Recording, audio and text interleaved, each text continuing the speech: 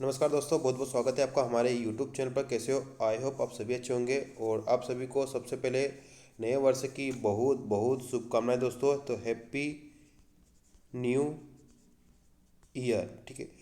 और इस नए वर्ष में आपके लिए एक गुड न्यूज ये है कि मध्य प्रदेश में ईएसवी यानी कि पीबी ने कल 4-5 नोटिफिकेशन जारी किए हैं।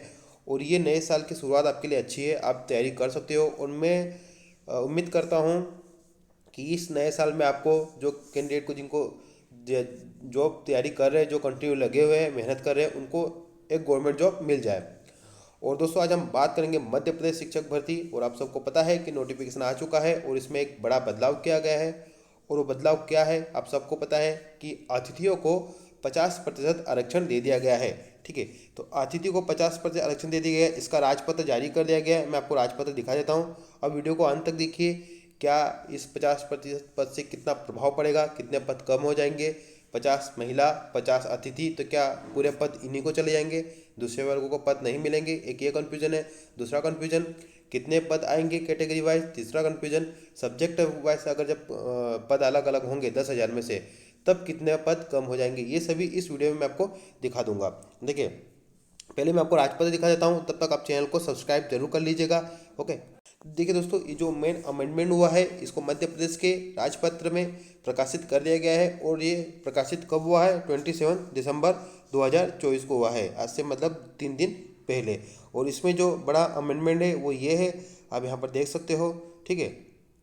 यहाँ पर कुछ चीज़ें देख सकते हो, जैसे कि मैं आपको दिखा देना चाहता हूँ। ये रहा, आपको जो अतिथि शिक्षक है उनको सीधी भर्ती के लिए शिक्षकों के रिक्त पदों के प्रत्येक प्रवर्ग के लिए कुल उपलब्ध रिक्तियों की, ठीक है, 50% रिक्तियाँ ऐसे अतिथि शिक्षकों के लिए आरक्षित होगी, ठीक है। मतलब जो अतिथि शिक्षक है जिन्होंने न्यूनतम 3 सत्र और 200 दिवस कंप्लीट कर लिए हैं, उनके लिए ये पद आरक्षित होंगे।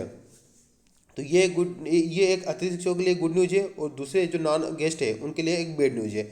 ओके। तो देखिए, सिंपल सी बात है, किसी को फायदा होगा तो किसी को नुकसान भी होगा। इसमें मैं नहीं पढ़ना चाहता हूँ। ओके। तो अब इस पर क्या हो रहा है वो भी अभी मैं नहीं इस पर जाना चाहता हूँ। मैं सिर्फ आपको एक इन्फॉर्मेशन दे रहा हूँ कि क्या प्रभाव पड़ेगा। ओके। और ये ध्यान रखना, इसमें कुछ चीज़ें ये भी देख लीजिए कि जो दिव्यांगजन है उनके लिए टोटल 6% पद आरक्षित है, ठीक है। इस पर भी हम क्योंकि बात करेंगे। और जो भूतपूर्व सैनिक है उनके लिए 10 प्रत्येक प्रवर्ग में से ना, ईच कैटेगरी में से, क्लियर लिखा हुआ है, ईच कैटेगरी में से 10 पद आरक्षित है। तो ये चीज़ें आप ध्यान रखना। और एक ये ध्यान रखना कि महिलाओं के लिए 50% और ये 36 आरक्षण है, ठीक है। एक ये क्या है आपका, 36 आरक्षण है। चलिए, अब हम चलते हैं अपने पीडीएफ पे। तो दोस्तों, मैं आपको यहाँ आरक्षण रिजर्वेशन में कंफ्यूज नहीं करूँगा। सिंपल सा मैं आपको फंडा दिखा रहा हूँ क्या होगा। तो आप सबको पता है कि मध्य प्रदेश में टोटल 10,000 पद है ना। अब इसमें से सीधा है, सिंपल सी बात है कि इसमें से 10,000 पद टोटल बता रहा हूँ। सब्जेक्ट वाइज भी मैं आपको बताऊँगा, वो अलग बताऊँगा, है ना। पहले मैं आपको टोटल पद से समझा देना चाहता हूँ। इस टोटल पद पे आपके सभी सब्जेक्ट आ गए, जितने भी 6 विषय है वो सभी आ गए। ओके। तो इन 10,000 पद में से सीधी बात है 5,000 पद सिंपल से अतिथि को दे दिए जाएंगे, ठीक है। और जो नॉन गेस्ट है उनको 5,000 पद मिलेंगे। अब हम नॉन गेस्ट की बात करते हैं। इसमें SC ST OBC EWS UR अलग अलग हो जाएंगे। अब यहाँ पर देख लीजिए रिजर्वेशन के हिसाब से किस वर्ग को कितने पद मिल रहे हैं, ये सभी सब्जेक्ट का मैं बता रहा हूँ। ओके। अब यहाँ पर SC ST OBC EWS UR, देखिए दोस्तों, ये जो डाटा है ये वेरी कर पाएगा, अलग अलग हो सकता है। क्यों अलग अलग हो सकता है? जब नोटिफिकेशन आएगा, जब पदों की जानकारी आएगी, क्योंकि कुछ पद बैकलॉग के होते हैं, ठीक है। तो वो पद अलग से काउंट होते हैं। तो मैं इन चीज़ों को नॉर्मलाइज करके सिर्फ टोटल पद मान के, ठीक है, एक रेगुलर वे में आपको सिर्फ दिखा रहा हूँ। तो आप जब नोटिफिकेशन आए तो इसे मैच मत करना कि सर आपने ये दिखाया था इतने पद ये हो गए, इस कैटेगरी को इतने पद क्यों हो गए। तो कुछ पद बैकलॉग होता है, कुछ अन्य रीजन से पद ऊपर नीचे कैटेगरी वाइज हो जाते हैं, है ना। तो ये आप कतई ना करें। तो इसमें SC 16, ST 20, ठीक है। OBC को मैंने स्टार यहाँ पर लगाया दोस्तों, क्योंकि ये 13+14 चल रहा है। अभी एक हाई कोर्ट में, क्या आपको पता है कि सॉरी, हाई कोर्ट में OBC रिजर्वेशन को लेकर जो चल रही है याचिका, वो है। ओके, इसलिए मैंने इसको अलग किया थोड़ा। EWS को लेकर 10% और UR को लेकर 27%। देखिए, असम में एग्जाम्पल दिखा रहा हूँ, इसको लेकर आप ये मत बोलना कि सर आपने इसको इतने पद क्यों दे दिए, इसको इतने पद क्यों दे दिए, ठीक है। OBC को 13+14 क्यों किया, ऐसा कतई मत मैसेज करिएगा, क्योंकि ये सिर्फ ऐसा एग्जाम्पल है, ठीक है। जो भी पद आएंगे, नोटिफिकेशन आएगा, उसमें आपको क्लियर दिख जाएगा। मैं सिर्फ आपको दिखा रहा हूँ कि किस तरह से रिजर्वेशन से अन्य अन्य कैटेगरी को कितने पद मिल सकते हैं और पॉसिबिलिटी, ठीक है। ये लगभग 95% ये सही है। अब इसमें अगर आप दोस्तों नॉन गेस्ट के लिए देखोगे तो कितने एससी को 800 पद मिलेंगे, एसटी को 1000 पद मिलेंगे, ओबीसी को 1350 पद मिलेंगे और ईडब्ल्यूएस को 500 पद मिलेंगे। उसके बाद अब देखिए, अब इसको हम थोड़ा अलग करेंगे क्योंकि महिलाओं को भी 50% पद देना है। तो यहाँ पर मैंने महिलाओं को अलग दिए, यहाँ पर ओपन मतलब पुरुष मान लीजिए, उनको 50% 400 मिलेंगे, महिला को अभी 400 मिलेंगे, एसटी को 1000 मिलेंगे, सॉरी 500 मिलेंगे, तो फीमेल को 500 मिलेंगे, ओबीसी को 675 तो 675 मिलेंगे। ये स्टार इसलिए है क्योंकि इसमें वेरिएशन आ सकता है ओबीसी में, ठीक है। और ईडब्ल्यूएस को 500 तो 225 इधर, 225 इधर।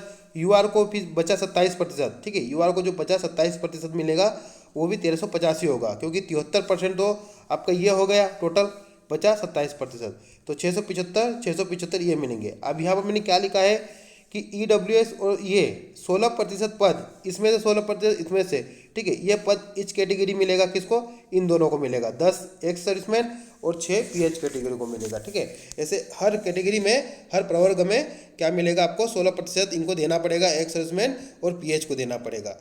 अब ये तो मैंने आपको सिंपल सा समझा दिया है, पदों को सिंपल करके अलग अलग करके, ठीक है। अब सब्जेक्ट वाइज, ठीक है, ये तो टोटल पद के हिसाब से मैंने बताया था। अब देखिए सब्जेक्ट वाइज हम एक एज्यूम कर लेते हैं कि मान लो कि मैथ्स को 2000 पद दिए जा रहे हैं, माना है इसको, और फिर दोस्तों माना है ना, इसको अब ये कमेंट मत करना सर कि ये डाटा आप कहाँ से लाए कि मैथ्स को कहाँ से 2000 पद मिल गए हैं, हिंदी को कितने पद मिले हो, ठीक है। ये दोस्तों माना है ना, ये एज्यूम कर रहे हैं हम, इसको हमसे मान रहे हैं, सिर्फ हम एग्जाम्पल के तौर पर बार बार समझा रहा हूँ, क्योंकि बहुत सारे कैंडिडेट क्या होता है कि एक्साइटेड हो जाते हैं कि सर फिर हमारे दूसरे सब्जेक्ट पद कितने हैं ये भी बता दीजिए, तो इसलिए, ठीक है, कन्फ्यूजन क्रिएट ना हो, क्योंकि दोस्तों बहुत सेंसिटिव मामला है, नौकरी लेना बहुत ही सेंसिटिव मामला है, आपकी जॉब से जुड़ा है। हर चीज़ को, हर किसी को ये मन में रहता है कि मुझे कितने पद मिलेंगे, मैं कहाँ वेरी कर रहा हूँ, मैं कहाँ पर स्टे कर रहा हूँ, मैं सब्जेक्ट का पद कितने हैं, कितनी मेहनत करनी है, तो ये कन्फ्यूजन क्रिएट हो जाता है। और इसी सेंसिटिव और कन्फ्यूजन और आपकी इसी भावनाओं को लेकर बहुत सारे गेम भी खेलते हैं, ठीक है। तो आप अपना तैयारी कंटिन्यू रखिए। अब इसमें देखिए सब्जेक्ट मैथ्स के 2000 है, तो अब 1000 पद अलग सीधा कर लीजिए, 1000 पद को अलग कर लीजिए, और ठीक है, और 1000 पद को नॉन अतिथि, ये मैंने गलती से 2000 कर दिया तो 1000 आएगा, ठीक है। तो ये टोटल 50% इधर हो गए, 50 इधर हो गए। अब नॉन अतिथि में हम देख लेते हैं कि अब इसमें से देखिए दोस्तों, अब गणित सब्जेक्ट में एससी को 160 पद मिलेंगे, एसटी को 200 है ना, और ओबीसी को 270, और ईडब्ल्यूएस को 100 और यूआर को 270 मिलेंगे। अब इसमें से भी दोस्तों अगर एससी कैटेगरी हो तो एससी कैटेगरी में से भी सिंपल सी बात है कि 80 महिलाओं को चले जाएंगे और 80 अन्य, जो महिलाओं को छोड़ के जो भी महिला की लिस्ट बनने के बाद जो लिस्ट बनेगी महिला, वो ओपन की होगी, मतलब इसको सिंपल सा वे मान लीजिए पुरुषों के लिए, ठीक है। हालांकि इसको पुरुष कहना गलत है क्योंकि इसमें भी एक कॉन्सेप्ट है, लेकिन आप इसको मान लीजिए, है ना, वो अभी मैं नहीं कॉन्सेप्ट आपको सही समझा पाऊंगा।